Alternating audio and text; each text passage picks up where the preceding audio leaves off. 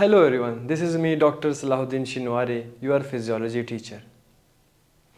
Guys, in today's class, we are going to continue the gastric secretion, which is about the pancreatic secretion.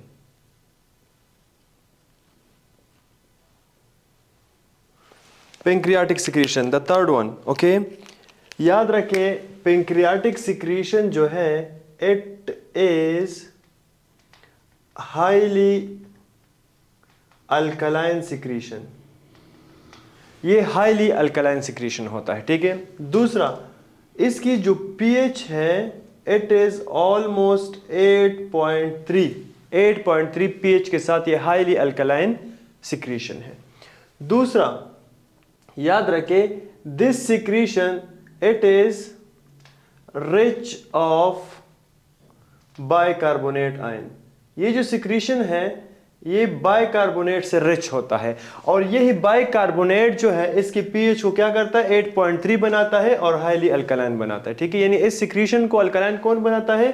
This bicarbonate, ठीक है। अब अगर ये इतना alkaline है क्यों?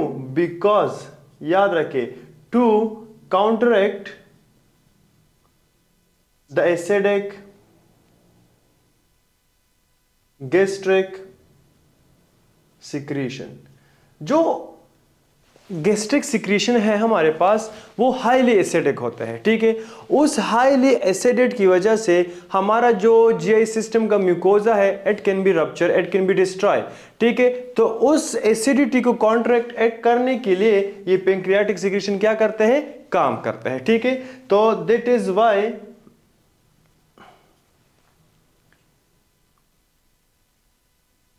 acidic medium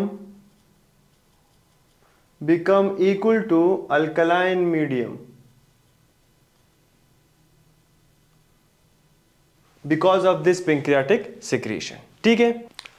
दूसरा, ये जो pancreatic secretions है याद रखिए it contain enzymes for all type of food, ठीक है। देखिए जिस तरह अगर हम स्लाइवा की बात करें तो स्लाइवा के अंदर जो है हमारे पास प्रोटीन डाइजेशन के लिए कोई एंजाइम नहीं है। इसी तरह अगर हम दूसरी नंबर गैस्ट्रिक सिक्रीशन की बात करें तो वहां पे कार्बोहाइड्रेट को डाइजेस्ट करने के लिए कोई एंजाइम मौजूद नहीं है। लेकिन पेंक्रियाटिक सिक्रीशन जो है ये वाहिद ऐसा सिक्रीशन है जिसमें सबके लिए एंजाइम मौजूद है, चाहे वो कार्बोहाइड्रेट हो, चाहे वो हमारे पास प्रोटीन हो, चाहे वो लिपिड हो, सबके लिए इसके अंदर क्या है? एंजाइम मौजूद है, ठीक है। अगर हम बात करें नंबर फर्स्ट कार्बोहाइड्रेट की,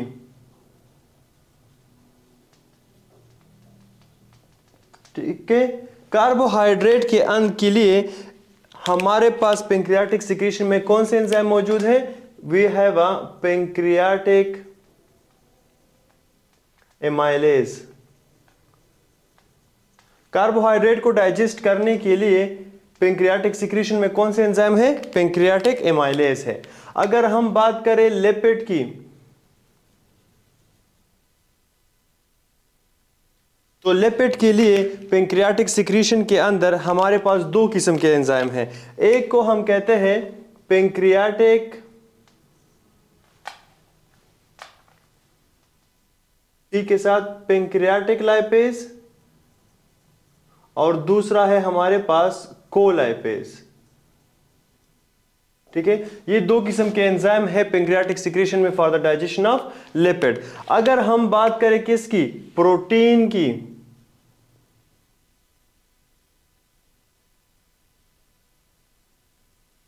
तो याद रखें प्रोटीन्स को डाइजेस्ट करने के लिए पेंक्रियाटिक सिक्रीशन में तीन किस्म के एंजाइम हैं। एक को हम कहते हैं गाइस रिमेंबर ट्रिप्सिनोजेन, दूसरे को हम कहते हैं काइमोट्रिप्सिनोजेन, इधर पे पी है ट्रिप्सिनोजेन, काइमोट्रिप्सिनोजेन, और तीसरे को हम कहते हैं प्रोकार्बोक्सीपेप्टाइडेज।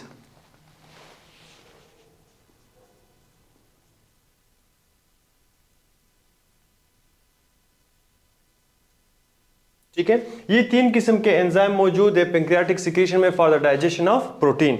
अब देखिए ये जो 3 एंजाइम है प्रोटीन के लिए, ये तीनों जो है हमारे पास किस फॉर्म में होते हैं? इनएक्टिव फॉर्म में होते हैं।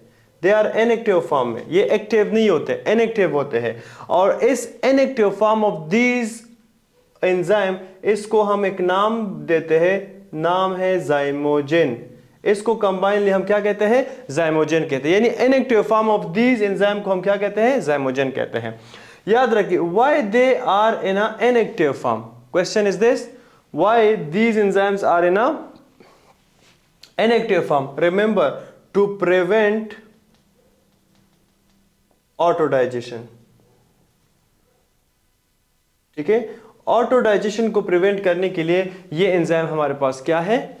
इनएक्टिव फॉर्म है। देखिए ये जो एंजाइम है दे आर हाईली एसिडिक। अगर ये इतने एसिडिक है तो इसके अंदर क्या हो सकता है? ये एसिडिटी की वजह से हमारे पास अपने ही ऑर्गन्स को डिस्ट्रॉय कर सकता है। उस ऑर्गन को डिस्ट्रॉय ना करने के लिए इसको हम इनएक्टिव फॉर्म में रखते हैं। ठीक है, इन फॉर्म ऑफ जाइमोजेन में रखते हैं। क्लियर? अब देखिए ये ट्रिप्सिनोजेन जो है, ट्रिप्सिनोजेन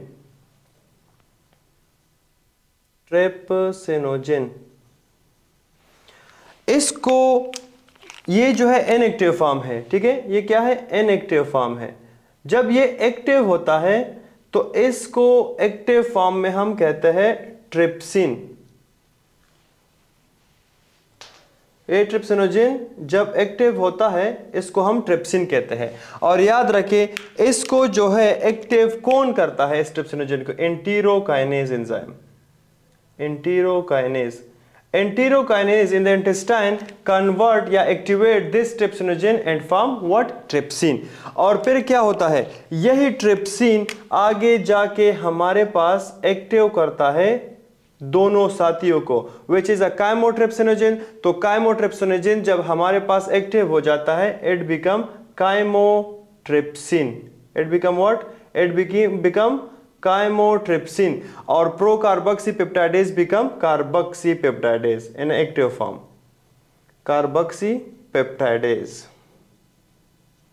तो clear up to this? Again I am repeating, pancreatic secretion highly alkaline, pH 8.3, rich in bicarbonate, because to counteract the acidic gastric secretion, acidic medium will be alkaline medium, like दोनों equal हो जाएंगे, neutralize हो जाएंगे।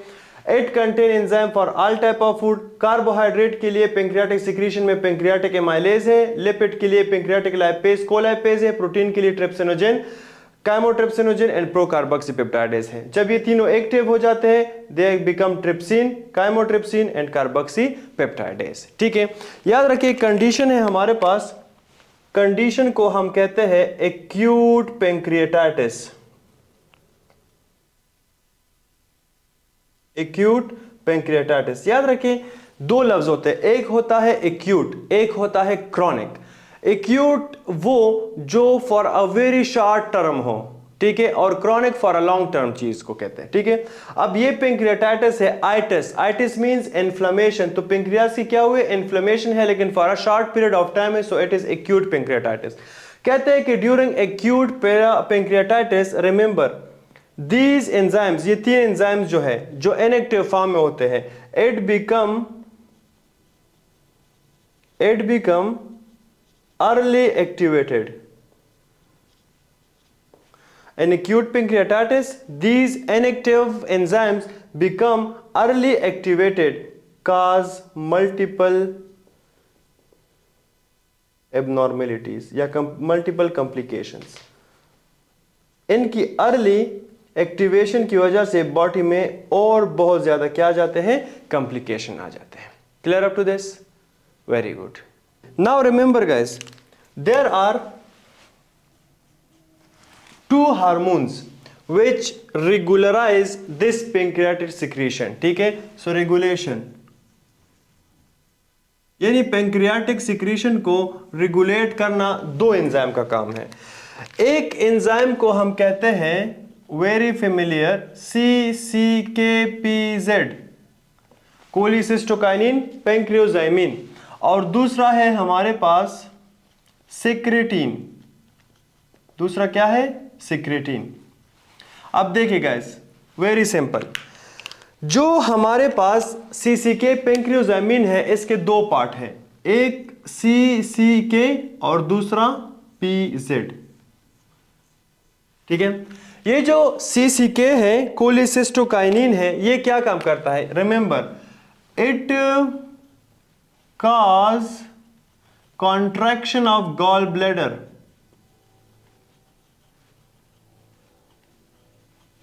ये हमारे पास जो gall bladder है, इसकी कॉन्ट्रैक्शन करता है। कौन? कोलिसिस्टोकाइनिन। और जो पेंक्रियोजाइमिन है, वो इस पेंक्रियाटिक सिक्रीशन को, पेंक्रियाटिक सिक्रीशंस को रिच इन एंजाइम बनाता है। रिच इन एंजाइम, यानी एंजाइम लोडेड पेंक्रियाटिक सिक्रीशन को कौन करता है? पेंक्रियोजाइमिन करता है। क्लियर? अब इसके बाद है सिक्रेटिन। सिक्रेटिन क्या काम करता है? सिक्रेटिन एड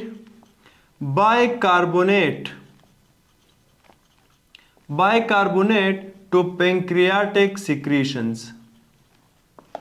ठीक है, यानी pancreatic secretion which is rich in bicarbonate, वो कौन करता है? सिक्रेटिन करता है। और जब ये रिच इन बाइकार्बोनेट बन जाता है, इट बिकम अल्कलाइन। ये क्या हो जाते हैं? अल्कलाइन हो जाते हैं विद द pH ऑफ 8.3। और जब ये अल्कलाइन हो जाते हैं, आई टोल्ड यू कि ये क्या करता है?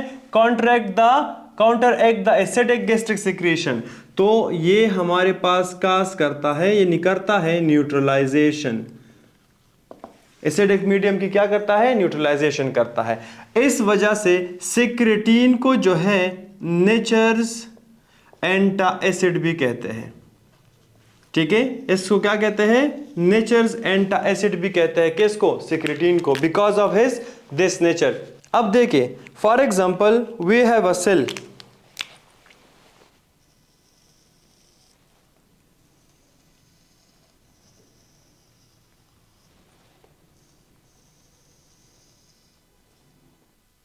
for example we have a cell,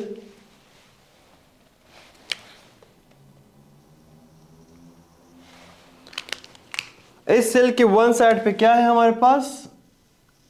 lumen, और दूसरी साइड पे हमारे पास है ब्लड वेसल। अब देखिए, इनसाइड द सेल हमारे पास क्या होता है? Carbon dioxide plus water react करते हैं। कार्बन डाइऑक्साइड और वाटर एक दूसरे के साथ रिएक्शन करते हैं, और ये बनाता है हमारे पास कार्बनिक एसिड H2CO3। कार्बनिक एसिड बनाते हैं। अब याद रखिए, ये कार्बनिक एसिड बनता है with the help of carbonic anhydrase enzyme. Carbonic anhydrase, ठीक है। जब ये कार्बनिक एसिड बन जाता है, this carbonic acid is dissociated into 2 H plus ion plus HCO3 यानी बाइकार्बोनेट। ठीक है, again I am repeating, inside the cell water और कार्बन डाइऑक्साइड रिएक्ट करते बनाते हैं carbonic acid with the presence of carbonic anhydrase enzyme. ये carbonic acid dissociate हो जाता है H प्लस आयन और बाइकार्बोनेट में। ये जो बाइकार्बोनेट है, ये हमारे पास जाता है कहाँ पे? ल्यूमन में, HCO3 नेगेटिव, और बदले में ल्यूमन से क्या लेते हैं हम? Cl नेगेटिव यानी क्लोराइड आयन लेते हैं हम। ठीक है, अब ये जो एक्सचेंज हुआ है in between the bicarbonate and chloride ion, ये हमारे पास एक एक्सचेंज के थ्रू हुआ है, एक्सचेंजर के थ्रू हुआ है, जिसको हम कहते हैं HCO3 बाइकार्बोनेट क्लोराइड एक्सचेंजर।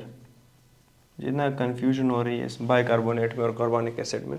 ठीक है, तो बाइकार्बोनेट क्लोराइड एक्सचेंजर के थ्रू ये दोनों क्या हो जाते हैं? एक्सचेंज हो जाते हैं। अब हमारे पास आया है क्या? क्लोराइड। ठीक है, ये क्लोराइड आयन जो है, ये हमारे पास वापस बाहर क्या हो जाता है? एक्सपोर्ट हो जाता है with the help of a CFTR। ठीक है, ये सेफ्टी एयर क्या करता है, क्लोराइड को वापस सेल से बाहर निकालता है। ठीक है, सो इन दिस वे हमारे पास जो पेंक्रियाटिक सिक्रीशन है रिच इन बाइकार्बोनेट बन जाते हैं। Clear? Okay guys, now we are coming toward the next secretion which is known as bile। ठीक है, याद रखिए बाइल जो है लीवर से प्रोड्यूस होता है, लीवर प्रोड्यूस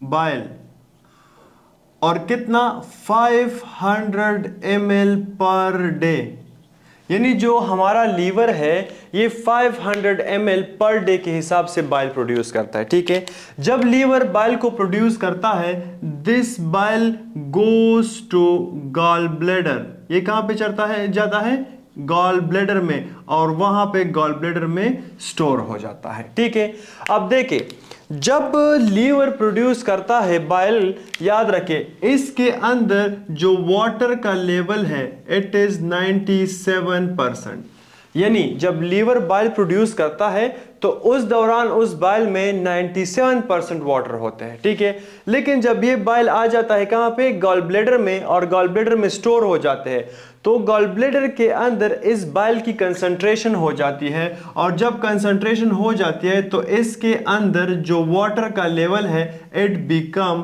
87%। कितना हो जाता है, 87% हो जाता है। ठीक है, अब देखिए जब कभी भी हमारे पास बाइल प्रोड्यूस होता है तो दिस बाइल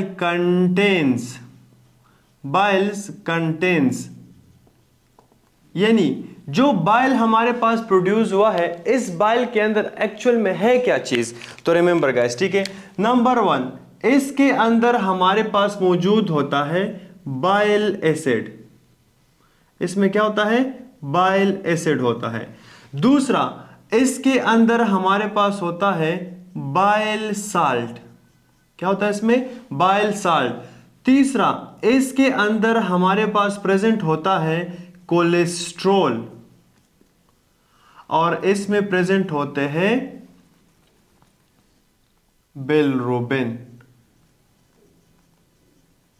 ठीक है, तो mainly bile acid contains Biles contain mainly bile acid, bile salt, cholesterol and bilirubin. ठीक है, ये जो स्पेलिंग मिस्टेक होते हैं मुझसे ये काइंडली आप लोग जो है इसको एक्यूरेट किया करें। ठीक है, अब firstly let me tell you something about bile acid, कि एक्चुअल में बाइल एसिड क्या है।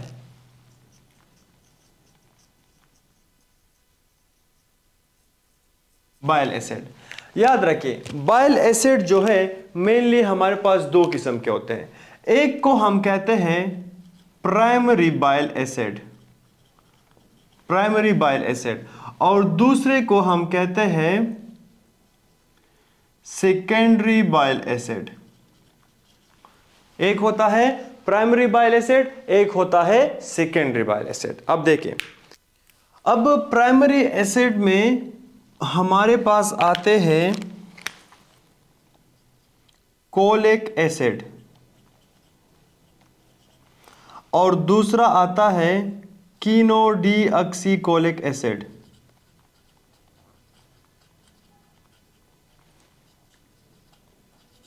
ठीक है, प्राइमरी एसिड्स जो है ये it is cholic acid and chenodeoxycholic acid.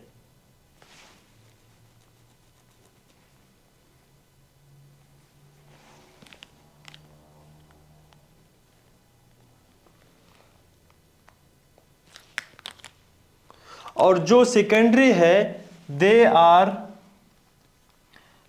Deoxycholic acid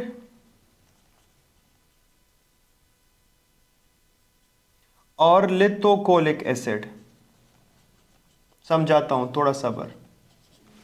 ठीक है, these two are secondary bile acids. अब देखिए, जब हमारे पास लीवर बाइल प्रोड्यूस करता है तो उस बाइल के अंदर दो प्रोडक्ट्स होते हैं, एक होता है कोलिक एसिड, एक होता है कीनोडीऑक्सीकोलिक एसिड।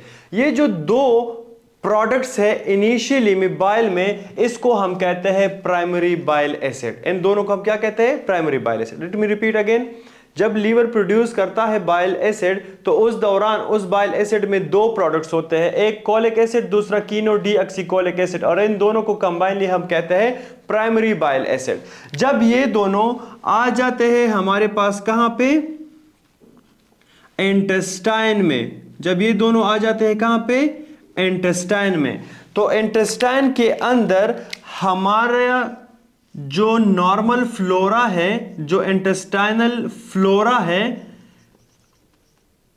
वो नॉर्मल फ्लोरा, वो इंटेस्टाइनल फ्लोरा इन दोनों को कन्वर्ट करता है किस में? Deoxycholic acid and lithocholic acid. और याद रखें, जब ये हमारे पास कन्वर्ट हो जाते हैं from these two with the help of normal flora in the intestine, then these two become secondary bile acid. फिर हम इसको क्या कहते हैं? सेकेंडरी बाइल एसिड्स कहते हैं। अब समझ में आई? सेम एसिड्स है बट इसको क्या करते हैं? हमारा नॉर्मल फ्लोरा एक्टिवेट करते हैं, चेंज करते हैं and primary become secondary. Clear up to this? Very good. Now याद रखें, सेकंड हमारे पास है बाइल साल्ट।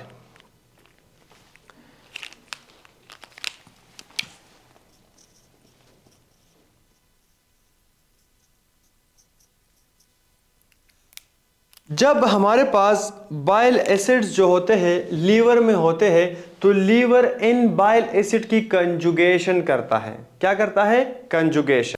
कंजुगेशन के दौरान वो इन बाइल एसिड के साथ दो चीजें ऐड करता है। In liver conjugations happens.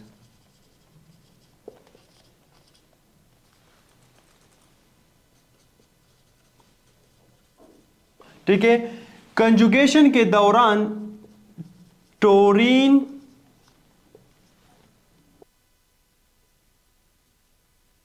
Glycine is added.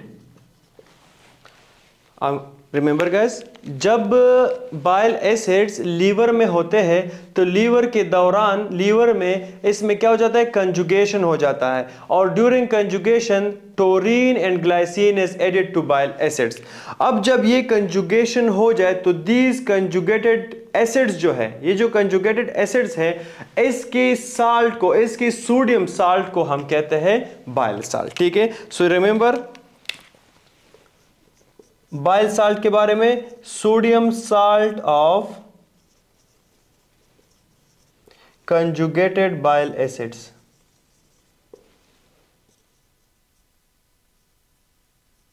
ठीक है, कंजुगेटेड बाइल एसिड के सोडियम साल्ट को हम क्या कहते हैं? Bile acid. Sodium salt form of conjugated. ठीक है, यहां पे फॉर्म भी साथ ऐड करें। Sodium salt form of conjugated bile acid को हम क्या कहते हैं? बाइल साल्ट कहते हैं। अब देखें, सॉरी बाइल साल्ट कहते हैं। अब देखें, इनको मैं साफ करने लगा हूं। ओके, अब देखें, ये जो बाइल साल्ट है, बाइल साल्ट की एग्जांपल है हमारे पास sodium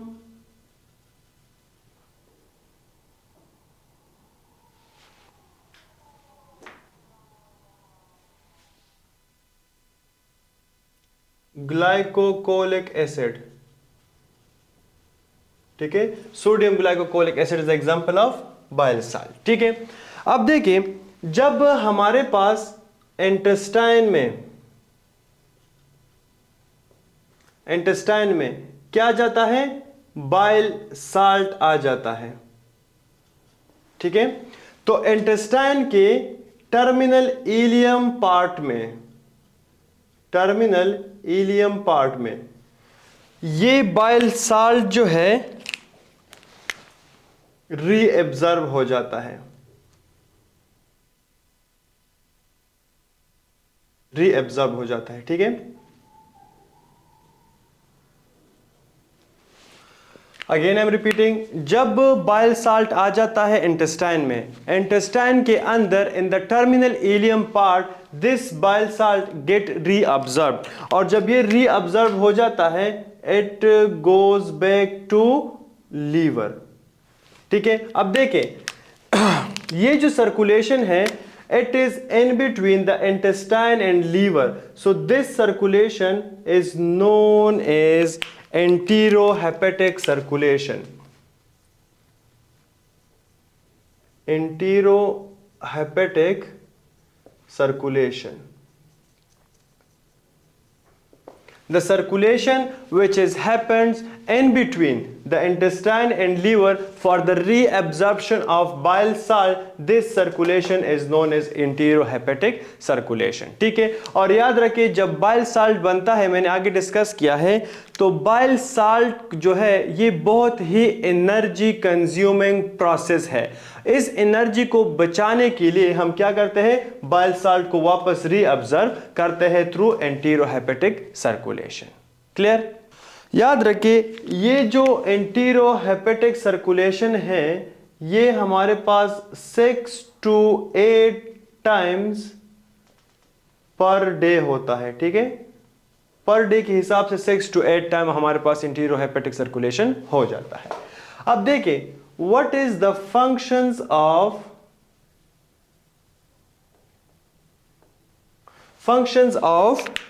bile।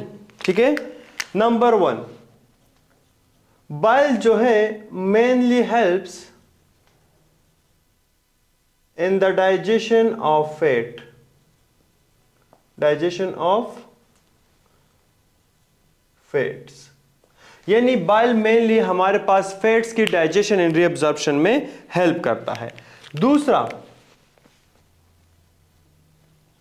It helps in the excretion of bile pigment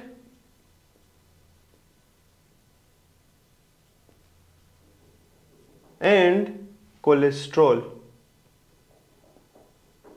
यानी कोलेस्ट्रॉल और बाइल पिगमेंट के एक्सक्रीशन में भी हमारे पास क्या करता है, बाइल हेल्प करता है। ठीक है, okay, now remember regulation of bile. हमारे पास दो किस्म के एजेंट्स हैं, एक को हम कहते हैं कोलिरेटिक्स, एक को हम क्या कहते हैं, कोलिरेटिक्स, और दूसरे को हम कहते हैं कोलागॉग्स। दो किस्म के एजेंट्स हैं, choleretics and cholagogue. What is choleretics? याद रखिए those agents which increase bile synthesis, यानी वो एजेंट्स जो बाइल सिंथेसिस को इंक्रीज करता है। ठीक है, और एक है हमारे पास कोलागॉग। कोलागॉग है हमारे पास वो agents which increase bile production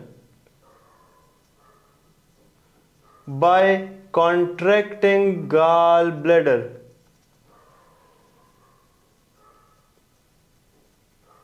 ठीक है, कोलागॉग वो एजेंट्स हैं जो गॉल ब्लैडर को कॉन्ट्रैक्ट करके बाइल की प्रोडक्शन को इंक्रीज करता है, और कोलिरेटिक्स वो एजेंट्स है जो बाइल की सिंथेसिस को प्रोड्यूस करता है, सिंथेसिस को प्रमोट करता है, इंक्रीज करता है। ठीक है, अब कौन से एजेंट्स जो है हमारे पास बाइल की सिंथेसिस में हेल्प करते हैं? नंबर 1,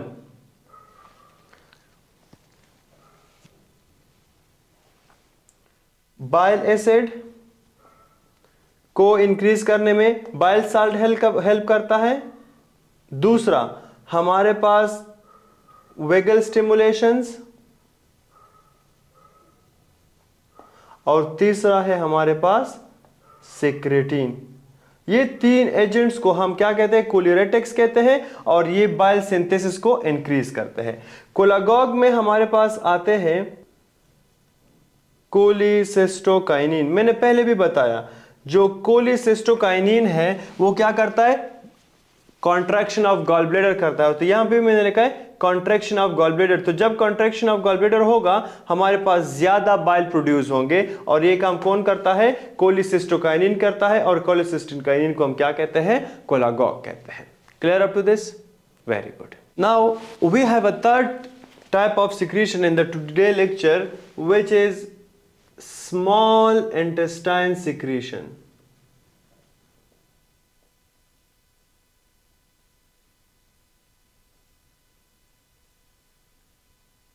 ठीक है, याद रखें स्मॉल इंटेस्टाइन की जो सिक्रीशन है, ये स्मॉल इंटेस्टाइन में एक स्पेशल एरिया से होता है। स्मॉल इंटेस्टाइन में स्पेशल एरिया है जहां से सिक्रीशंस होते हैं, और उस स्पेशल एरिया को हम कहते हैं क्रेप्ट ऑफ लिबर्कन। उसको हम क्या कहते हैं? क्रेप्ट्स ऑफ लिबर्कन कहते हैं। ठीक है, देखिए जो स्मॉल इंटेस्टाइन में क्रेप्ट्स ऑफ लिबर्कन है, इसके अंदर 3 किस्म के सेल्स होते हैं।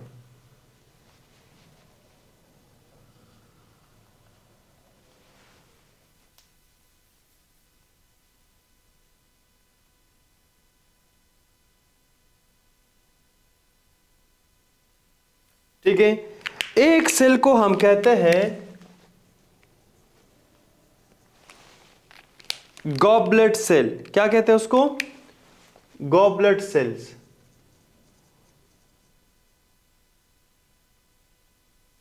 गॉबलेट सेल्स जो है ये हमारे पास सिक्रिएट करता है, प्रोड्यूस करता है म्यूकस।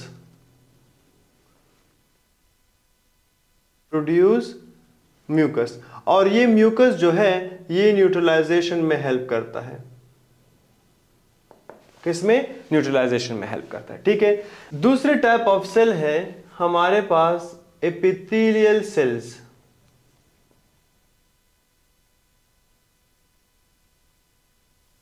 याद रखें इस एपिथेलियल सेल से हमारे पास मेनली क्या होते हैं? इंटेस्टाइनल सिक्रीशंस होते हैं। मेनली इंटेस्टाइनल सिक्रीशन किससे होते हैं?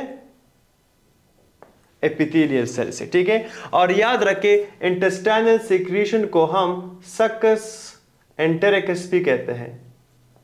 Succus entericus. So mainly succus entericus helps, mainly epithelial helps in succus entericus. ठीक है, और तीसरा है हमारे पास, तीसरे किस्म के cells are known as paneth cells. Paneth cells जो है दे आर प्रेजेंट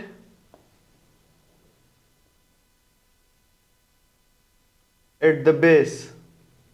ये हमारे पास कहां पे प्रेजेंट होते हैं? बेस में। पेनेट सेल्स जो है they are present at the base of crypt. ठीक है, दूसरा they are loaded with zinc.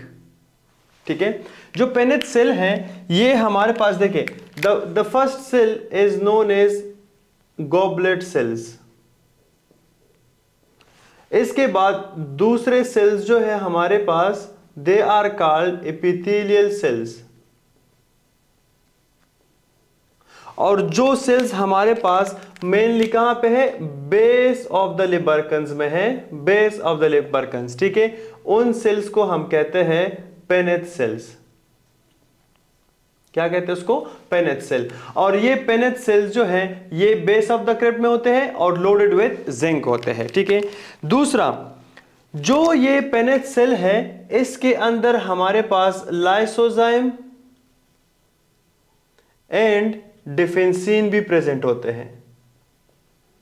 ठीक है, डिफेंसिन एंड लाइसोजाइम भी प्रेजेंट होते हैं किसमें? पेनेट सेल में। और ये जो दो है defensin and lysozyme, they are considered to be anti bacterial.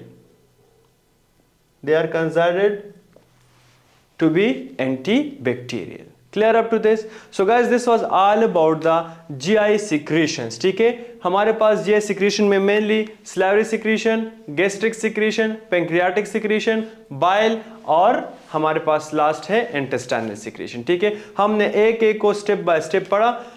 Hopefully कि जितनी भी इंपॉर्टेंट पॉइंट्स थे वो सारे क्लियर हो गए। See you in the next class, तब तक के लिए अल्लाह हाफिज़।